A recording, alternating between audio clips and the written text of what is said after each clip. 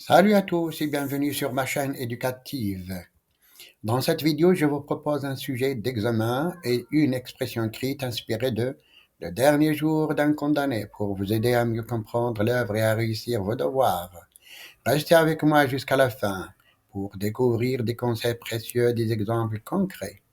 Niveau baccalauréat, examen de français, texte chapitre 22 du roman Le dernier jour d'un condamné. Je répète.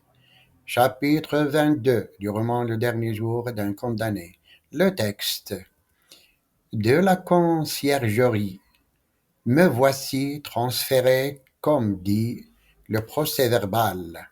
Mais le voyage vaut la peine d'être compté. 7h30 sonnaient lorsque l'huissier s'est présenté de nouveau au seuil de mon cachot. Monsieur, m'a dit-il, je vous attends. Hélas, lui et d'autres, je me suis levé, j'ai fait un pas et m'a semblé que je n'en pourrais faire un second. Tant ma tête était lourde et mes jambes faibles. Cependant, je me suis remis et j'ai continué d'une allure assez ferme. Avant de sortir du cabanon, j'y ai promené d'un dernier coup d'œil.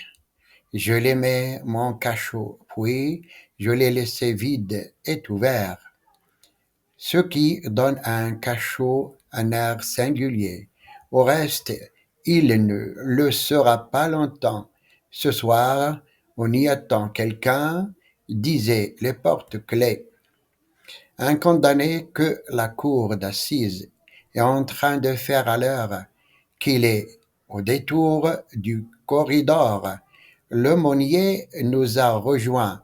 Il venait de déjeuner. Au sortir de la geôle, le directeur m'a pris affectueusement la main et a renforcé mon escorte de 4 vétérans. Devant la porte de l'infirmerie, un vieillard moribond m'a crié au revoir. Nous sommes arrivés dans la cour. J'ai respiré, cela m'a fait du bien. Nous n'allons pas marcher longtemps à l'air. Une voiture attelée de chevaux de poste stationnés dans la première cour. C'est la même voiture qui m'avait amené une espèce de cabriolet oblong divisé en deux sections par une aiguille transversale de fil de fer si épaisse qu'on la dirait tricotée. Les deux sections ont chacune une porte, l'une devant, l'autre derrière la carriole. Le tout si sale, si noir, si poudreux, que le corbillard des pauvres est un carrosse du sacre en comparaison. Avant de m'ensevelir dans cette tombe à deux roues, j'ai jeté un regard dans la cour, un de ces regards désespérés devant lesquels il semble que les murs devraient crouler. La cour, espèce de petite place plantée d'arbres, était plus encombrée encore de spectateurs que pour les galériens. Déjà la foule, comme le jour du départ de la chaîne. Il tombait une pluie de la saison, une pluie fine et glacée qui tombe encore à l'heure où j'écris, qui tombera sans doute, qui tombera sans doute toute la journée, qui durera plus que moi. Les chemins étaient effondrés, la cour pleine de fange et d'eau. J'ai eu plaisir à voir cette foule dans cette boue. Nous sommes montés. L'huissier est un gendarme dans le compartiment de devant. Le prêtre, moi, est un gendarme dans l'autre. 4 gendarmes à cheval autour de la voiture, ainsi sont le postillon. 8 hommes pour un homme. Pendant que je montais, il y avait une vieille aux yeux gris qui disait J'aime encore mieux cela que la chaîne.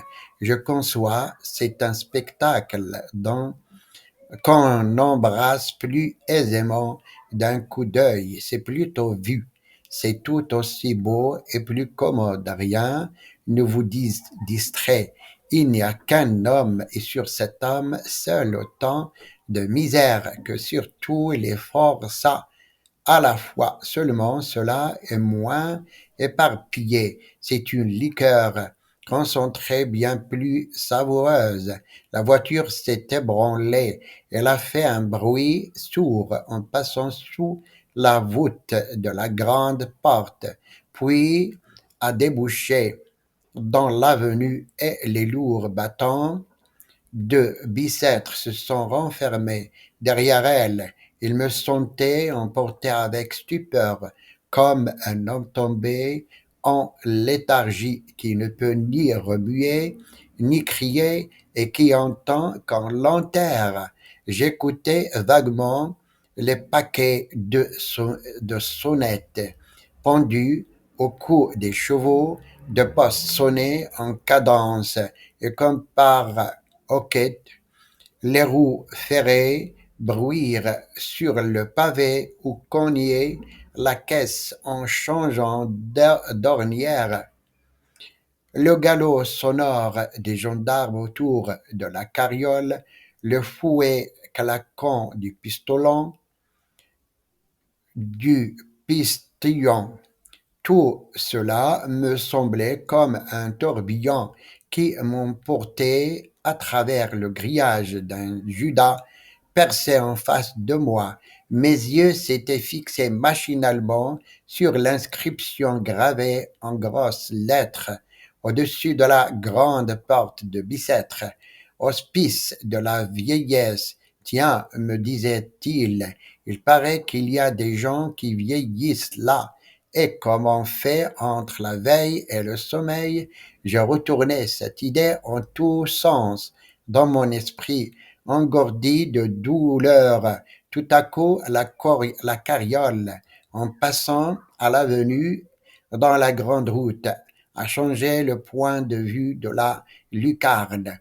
Les tours de Notre-Dame sont devenues si encadrées bleues et à demi effacées dans la brume de Paris. Sur le champ de point de vue de mon esprit a changé aussi. J'étais devenu machine comme la voiture. À l'idée de Bicêtre a succédé l'idée de tour de Notre-Dame. Ceux qui seront sur la tour où est le drapeau verront bien, me suis-je dit en souriant stupidement. Je crois que c'est à ce moment-là que le prêtre s'est remis à me parler. Je l'ai laissé dire patiemment. J'avais déjà dans l'oreille le bruit des roues, le galop des chevaux, le fouet du postillon. C'était un bruit de pluie. C'était un bruit de pluie.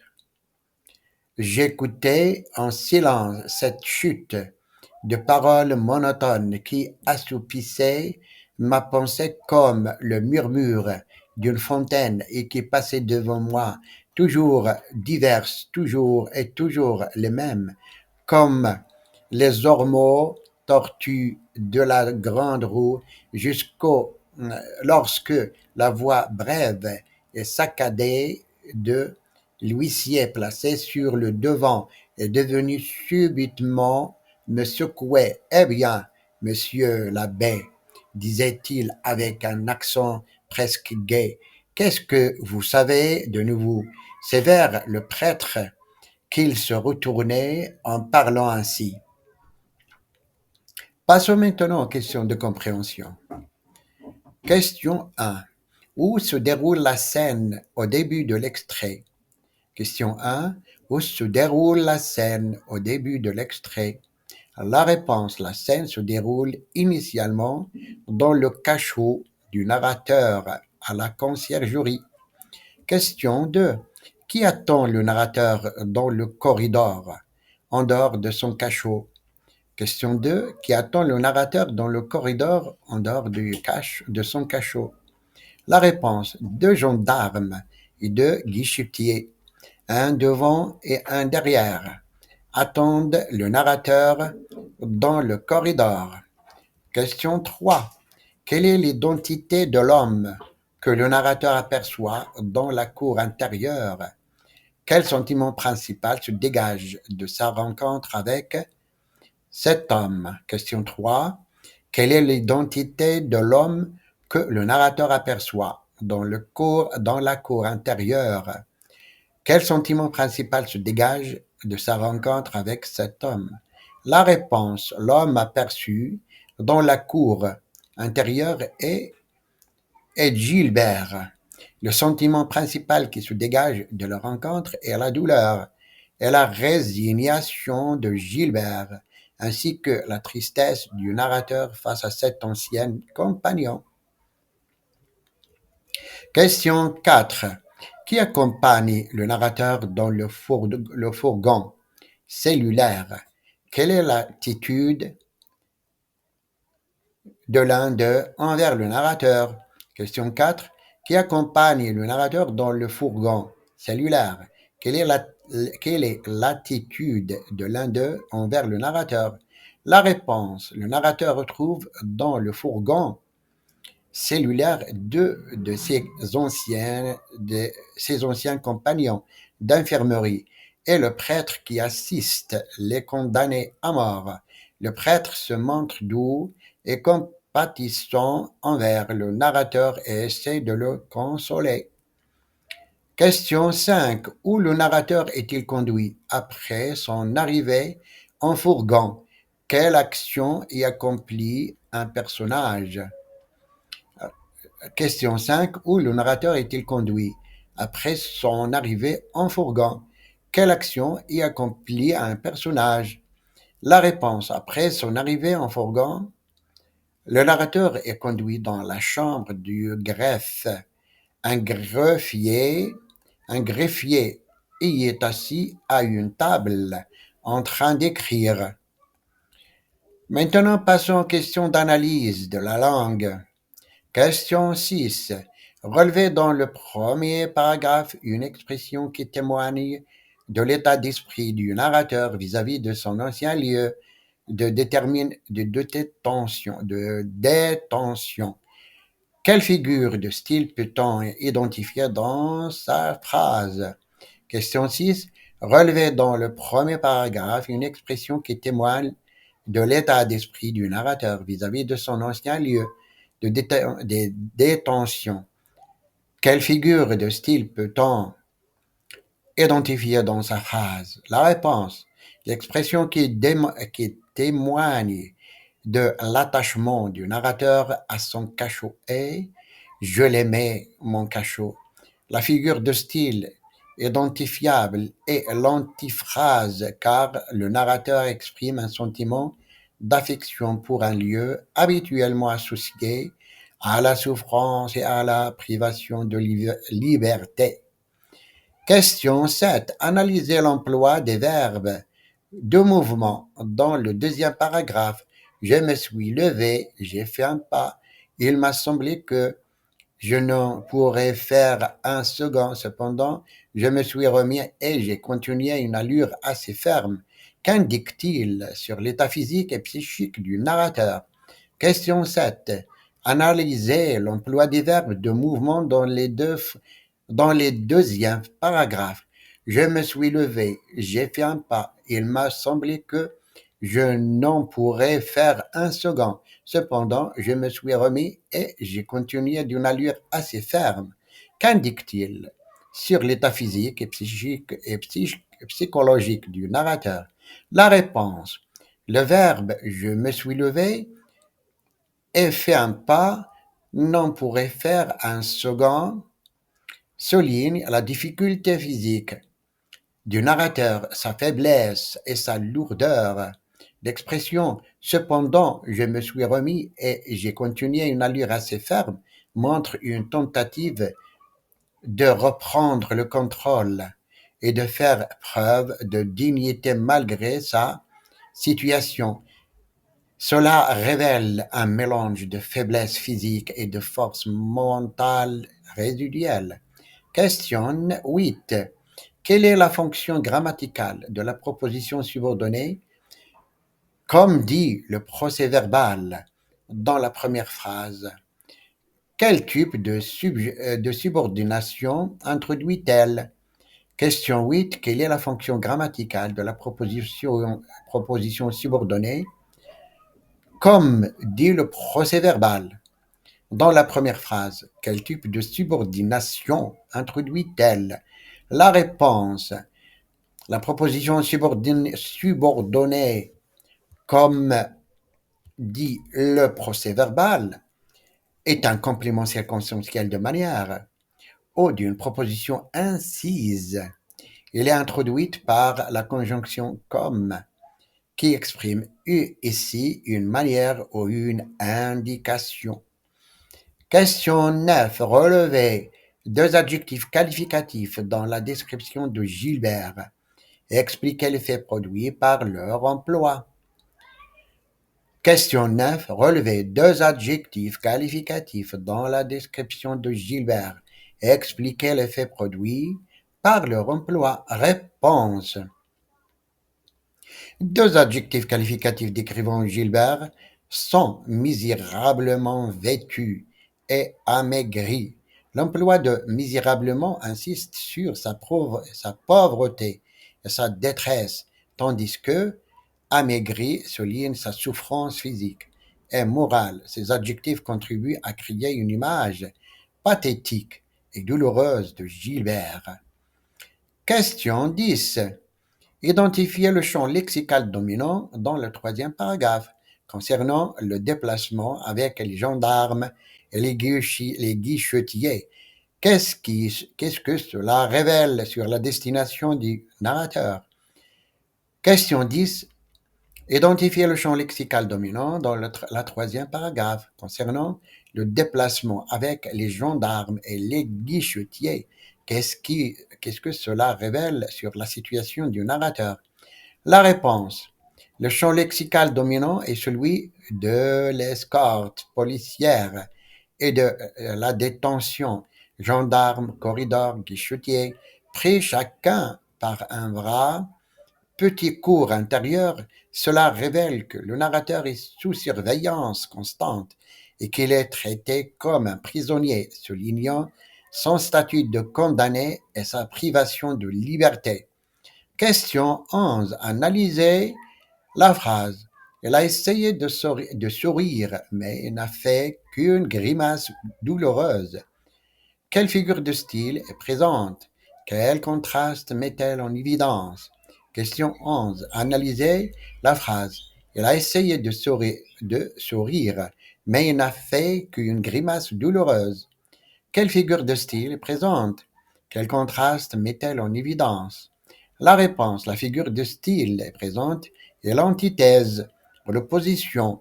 Il met en évidence un contraste contre l'intention de Gilbert de sourire, un signe de réconfort ou de reconnaissance, et la réalité de son expression qui se traduit par une grimace douloureuse. Ce contraste souligne la profondeur de sa souffrance qui transparaît malgré sa tentative de se montrer fort.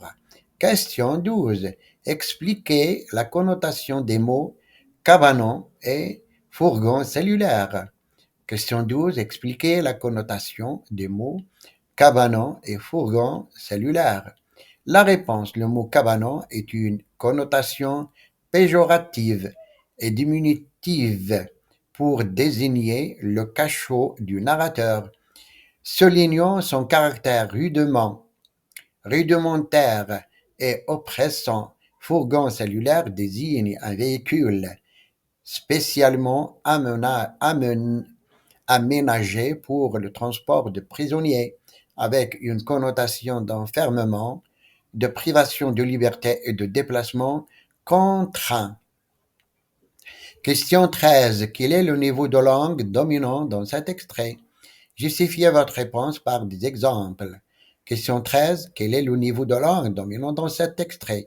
Justifiez votre réponse par des exemples. La réponse. Le niveau de langue dominant dans cet extrait est le niveau courant. On observe un vocabulaire précis mais accessible, procès-verbal, huissier, gendarme, guichetier, corridor, fourgon, cellulaire, greffe, greffier, une syntaxe généralement correcte et des phrases bien construites. Il n'y a pas de marque significative de langage familier ou de vocabulaire excessivement soutenu dans cet extrait. Question 14. Le narrateur utilise la première personne du singulier je, me. Quel est l'effet de cette focalisation interne sur la perception des événements par le lecteur? Question 14. Le narrateur utilise la première personne du singulier je, me. Quel est l'effet de cette focalisation interne sur la perception des événements par le lecteur?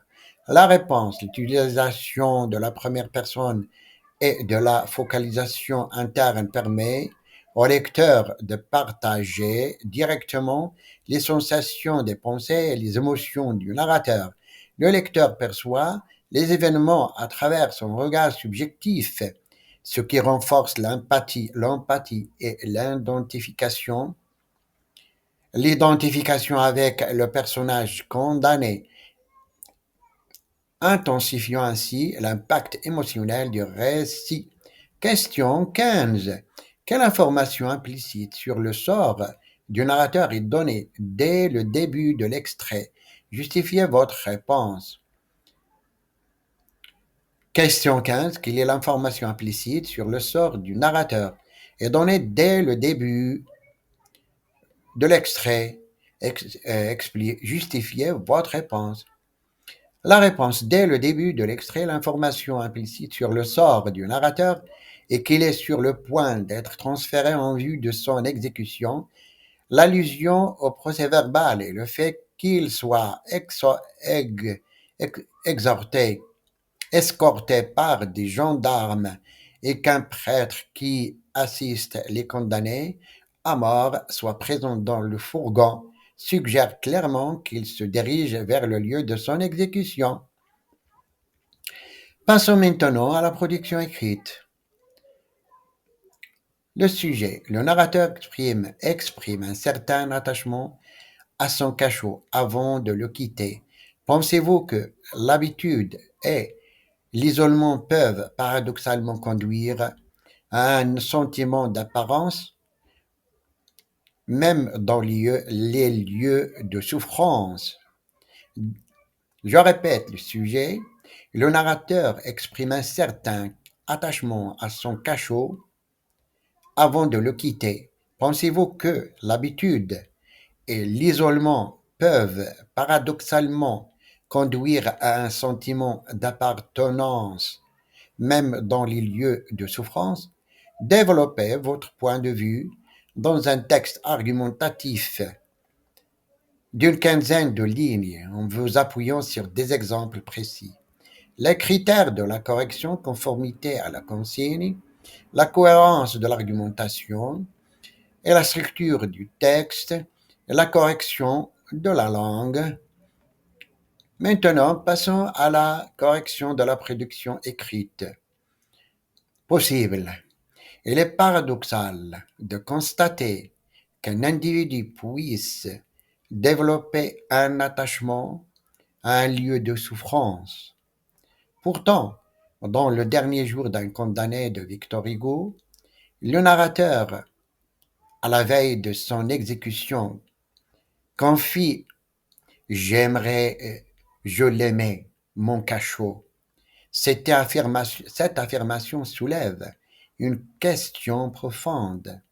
L'habitude et l'isolement peuvent-ils engendrer un sentiment d'appartenance, même dans des endroits synonymes de douleur et d'enfermement? L'habitude, par sa répétition et sa routine, peut créer un cadre familier et, d'une certaine manière, sécurisant face à l'inconnu et à l'angoisse. L'isolement, quant à lui, transforme un lieu de contrainte en un espace personnel, un refuge, aussi précaire soit-il. Dans sa cellule, Le condamné s'approprie l'espace en observant les inscriptions laissées par d'autres et même en y écrivant son propre journal. Son cachot devient le théâtre de ses dernières pensées et émotions. Un ultime témoin de son existence, face à l'hostilité du monde extérieur et à la cruauté de son sort. La cellule, malgré sa fonction punitive, devient un lieu connu, maîtrisé par opposition à l'imminence de la mort qui représente l'inconnu absolu. En conclusion, bien contre nature, bien que contre nature, le sentiment d'appartenance à un lieu de souffrance, nourri par l'habitude et l'isolement, apparaît comme une forme d'adaptation psychologique. Dans la diversité extrême, l'esprit humain cherche des points d'ancrage, même dans les circonstances les plus sombres, transformant un lieu de détention en un dernier rempart avant l'inéluctable. C'est fini. J'espère que vous avez désormais une meilleure compréhension de cette œuvre et des outils pour réussir vos devoirs et examens. Si cette vidéo vous a aidé, n'hésitez pas à laisser un like, à vous abonner et à activer la cloche pour ne pas manquer les prochaines vidéos sur la littérature et l'analyse de textes.